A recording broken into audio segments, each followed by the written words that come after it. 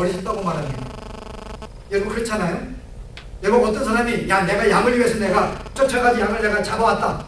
여러분 그럼 여러분 뭐라 그래요? 야 정말 저 사람은 선하다 라고 생각하는 사람이 아무도 없습니다. 뭐라고 생각해? 참 어리석다고 이야기합니다. 그 양이 뭔데 자기 생명을 내어놓을까? 라고 이야기를 합니다. 이게 여러분 세상 사람들의 관심이에요. 세상 사람들은 자기를 위해 존재하기 때문에 결코 생명을 내어놓지 않습니다. 세상은 양육강식이에요. 약한 자가 강한 자를 섬기는 곳입니다. 그래서 종업원들이 주인을 위해서 있는 거예요. 부하가 보수를 위해서 있습니다. 여러분 그렇잖아요? 종은 주인을 위해서 존재합니다. 우리 교수님들이 많이 계시는데 연구원생들은 교수를 위해 존재하는 거예요. 근데 오늘 성경은 바로 그것은 악하다고 보는 것입니다. 만약에 연구원생이 나를 위해 존재하면 그건 세상의 방식이라는 거예요. 세상은 자기 위해 존재하기 때문에 자기가 이익을 위해서 그들을 이용하고 사용하는 것입니다. 그래서 마땅히 약한 자가 자기 위해 살아야 되는 거예요. 그래서 자기의 생명을 내어놓고 강한 자가 주인이 양을 위해서 목숨을 내어놓는 거 어리석다고 말합니다. 그러나 오늘 성경은 기독교 정신은 전혀 다르다고 말합니다. 오히려 주인이 종을 위해서 존재한다는 거예요. 오히려 보스가 자기의 부를 위해서, 왕의 백성을 위해서, 오히려 교수가 연구원생을 위해서 존재하는 것, 이게 바로 선한 목자, 바로 성도의 선한 삶이라는 것입니다. 왜냐하면 그 동기가 자기를 위해 존재하는 게 아니니까요. 교수의 모든 관심이 이 연구원생이 보다 연구를 잘해서 좋은 교수가 되어서 그에게 관심을 도와주는 것, 바로 그가 좋은 교수인 것입니다. 이럴 때 물이 필요하는 거죠. 괜찮아요. 혹시 이렇게 갑자기 목소리가 변할 때 여러분들이 관심을 가질 수가 있습니까? 하나님이 허락하시는 겁니다. 그래서 실은 우리 세상은 자기를 위해 존재하지만 실은 우리 기독교에서는 오히려 양을 위해서 모든 약간 존재하는 것. 그래서 오늘 다윗이 실제 세상에 보기에는 어리석은 행동을 한 것입니다만은 성경은 오히려 그야말로 진실로 선한 자의 삶을 살았다고 말하는 것입니다. 우리 또 한 케이스 보면 여러분이 야곱 같은 경우, 야곱도 전형적인 그리스도의 모형이에요. 여러분 야곱은 우리가 볼 때 뭐 자기가 뭐 물건을 갖기 위해서 뭐 아버지를 뭐 속이고 형을 속이고 나왔지만은 그 인간의 모습은 우리가 인간의 모습은 분명히 나와요. 그러나 그는 전체적으로는 그리스도의 모형으로 등장합니다.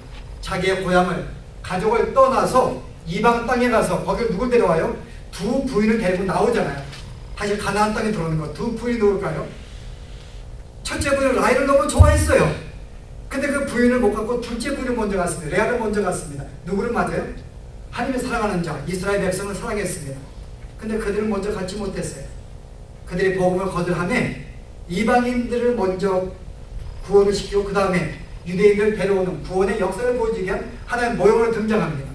근데 이 야곱이 타락에 가서 두 부인을 얻기 위해서 어떻게 했는가 여러분? 그가 고백했습니다. 내가 이 두 부인을 얻기 위해서 삼촌이 나중에는 모든 물건을 가지고 자기 고향 돌아올 때 삼촌이 쫓아옵니다. 그를 잡으려고.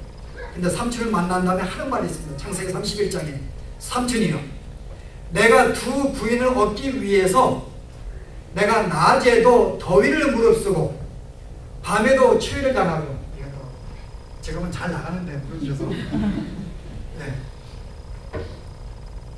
아무 말 수 없네, 그죠? 제가 뭐 괜찮은 것 같아요. 민망하잖아요, 그죠? 여러분 불 앞에서 물 마시면 제가 강큰 남자가 아닙니다. 한 제가 와이프 앞에서 내가 간이 못 건데 이런 앞에서 내가 이 많은 숫자 앞에서 절대 못 마시죠. 지금 뭐하다 얘기 나왔어요? 예, 두 분을 얻기 위해서 31장 보시면 뭐라 그래요? 내가 밤에도 추위를 당하고 눈 붙일 시간을 갖지 못하였나이다. 정말 그 두 부인을 얻기 위해서 정말 양들 돌본 거예요. 혹시나 한 마리 양이 상하면 내가 두 부인을 배상하였고 내가 이 양을 잡아먹지 아니했고, 정말 그 더위와 추위를, 여러분 강야는 사막이기 때문에 낮에는 굉장히 뜨거워요. 그리고 밤에는 굉장히 춥습니다. 그래도 불구하고 양을 지키기 위해서, 양을 지켜먹지 않은 두 부인을 얻기 위해서, 교회를 얻기 위하여 희생과 헌신을 각오하지 않았다고 야곱이 고백합니다. 그리스도의 전형적인 모형이에요. 오늘 주님이 그렇게 오셨다는 것입니다. 내가 너희를 위하여, 정말 내가 너희를 얻기 위해서 내가 추위와 더위를 감당 모든 모욕과 모든 멸시를 감당하고 십자가에 내 자신을 내어놓았다고 말합니다. 이게 참한 선언자인데 오늘 성도들이 오늘 이것을 우리에게 선한 삶이 무엇인가를 오늘 도전하는 귀한 말씀이에요. 바로 선한 성도는 이런 자입니다. 자기를 위해 존재하지 않고 형제를 위해 존재하는 것입니다. 나의 모든 삶이 여러분의 모든 건강과 모든 외모와 모든 능력과 모든 학위와 모든 재물이 누굴 위해서요? 바로 양을 위해 쓰는 것. 왜냐하면 나는 양을 위해서 부름받은 목자이기 때문에. 그래서 우리의 삶은 실제 희생과 헌신입니다. 나를 위해 존재하지 않기 때문에. 그래서 오늘 우리 성도의 삶이 전형적으로 예수를 믿는 순간부터 죽는까지 우리의 삶이 어떠한지를 보여주는 정령적한 교훈이 하나 있습니다. 여러분 그게 뭘까요? 마지막 이야기를 하나 들죠. 여러분 사무엘상 6장에 보시기에는 하나의 이런 이야기가 나오는데 이스라엘 백성이 바빌론과 전쟁에 벌어졌습니다. 근데 전쟁에 지게 되니까는 그 당시 제사장의 두 아들이 하나님의 법궤, 하나님이 우리와 함께 다녔기 때문에 전쟁에 졌는 것을 생각해서 하나님 함께 하시는 상징한 법궤를 메고 전쟁에 나갔어요. 그런데 전쟁에 졌고 법궤는 빼앗겼습니다. 자, 바벨론이 그 법궤를 가지고 어떻게 했는가요? 자기들이 모신 신당에다 법궤를 놓았습니다. 근데 아침에 가서 보았더니 자기들의 신들에 다 넘어져 있는 거예요. 그 이상하다 그러고 다시 오리게 세우고 다시 돌아왔어요. 그 다음날 또 갔는데 그 다음에는 자기들 신상이 넘어지고 목과 팔다리가 다 부서 넘어뜨린 것입니다. 그 순간 야 하나님의 존재를 의미하는 이 법궤가 뭔가 역사가 있는가 생각해서 산당의 두기를 두려워했습니다. 그래서 산당을 다른 동네로 옮긴 거예요. 자, 어떤 일이 벌어졌어요? 그 동네에 있는 모든 사람이 죽임을 당합니다. 그때 이 법궤도 그 다음 시드로 옮기는 거예요. 거기 또 많은 사람이 또 질병을 당하고 죽음을 당합니다. 그랬더니 바빌론의 방백들을 어떻게 해요? 돌려보내자. 이거 안 되겠다. 우리는 제약이다. 돌려보내자. 근데 혹시 정말 하나님이 우리를 치셨는가? 이거 확신할 수가 없는 거예요. 그래서 방법을 씁니다. 우리가 2마리의 소를 준비하다가 이 법궤를 우리가 보내기로 합니다. 그래서 이제 이 마취를 준비해가지고 아직 한 번도 멍에를 베지 못한 소, 거기다가 새끼를 낳은 소 2마리를 준비해요. 왜 그럴까요, 여러분? 왜 새끼를 낳은 소에다가 한 번도 멍에를 보지 못한 소를 준비했을까요? 그것도 한 마리가 아닌 2마리를. 이유가 뭘까요, 여러분? 여러분, 소는 굉장히 적이 많다 그래요. 새끼에 대해서. 그래서 막 한 마리의 소가 적이 많기 때문에 금방 새끼를 낳았기 때문에 이 법궤를 아무리 가라 그래도 새끼 때문에 똑바로 갈 수가 없는 것입니다. 그럼 돌아올 수밖에 없는 거예요. 그런데 만약 그 소가 조금 정신이 질환이 있어요. 그래가지고 새끼가 있어도 갑자기 착각해가지고 똑바로 갈 수가 있습니다. 그걸 방지하기 위해서 한 마리의 소를 더 준비한 거예요. 새끼 난 소를. 한 마리 가고 싶은데 이 소가 정상이면은 이 소가 자꾸 돌아가려 하기 때문에 갈 수가 없는 것입니다. 그래서 2마리 소를 준비한 거예요. 그래서 그들이 말하기를 만약에 소가 똑바로 간다면은 하나님이 치신 것이고 만약에 소가 가다가 격길로 간다면은 하나님이 친 것이 아니야. 그 법궤를 돌려보내지 않겠다는 거죠. 그래서 2마리 소를 준비한 거예요. 그래서 결국은 소가 어떻게 되는가 여러분? 결론적으로 똑바로 이스라엘까지 향해 갑니다. 갈 때 이 소들의 고통은 말할 수가 없는 거예요. 물론 성도의 삶을 의미하지만은 함께 가면서 한 마리 소가 멈추게 되면 할 수가 없습니다. 그가 갈 때까지 기다려야 돼요. 이게 성도의 삶을 의미해요. 하나님의 법궤, 말씀을 갖고가는 성도의 삶. 정말 때로는 새끼를 두고 갈 수밖에 없습니다. 자기의 가족을 때로는 놓고 갈 수밖에 없는 거예요. 때로는 정신적인 고통, 새끼를 놓고 가는 것, 육신적인 고통도 있습니다. 젖을 먹이지 못하기 때문에. 이 모든 고통을 감수하고서 가는 길이 주의 길입니다. 여러분, 성도의 삶은 쉬운 게 아니에요. 근데 제가 볼 때 여러분들은 선한 자들입니다. 제가 볼 때는. 그 이유 하나 있어요. 여러분 교회에 꾸준히 나오는 거 여러분 쉽지 않습니다.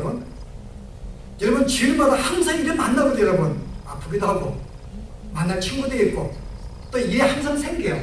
할 일이 생기거나 뭐 사업이 생기거나 여러분 주일날 꾸준히 나오는 거 쉽지 않습니다. 주일날 나오는 것은 내가 하고 싶은 거 해야 되는 것들 때문에 아픈 것도 감수하고 나올 수밖에 없는 게 여러분 이게 주일 나오는 것입니다.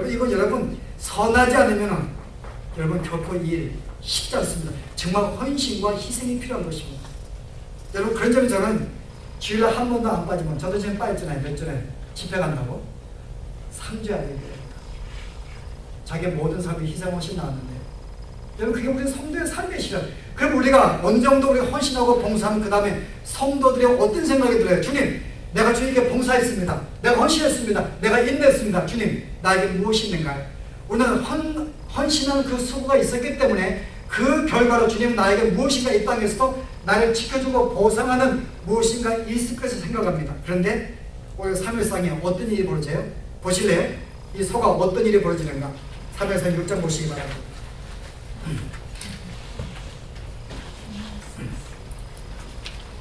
구약성경 417페이지입니다.